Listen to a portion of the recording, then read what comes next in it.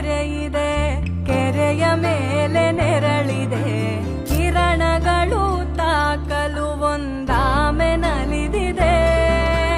ನೋಡಲು ಡಬ್ಬಿಯಾಕಾರ, ಅದರಲ್ಲಿ ಗುಟ್ಟನ್ನ ಬಚ್ಚಿಕೊಂಡು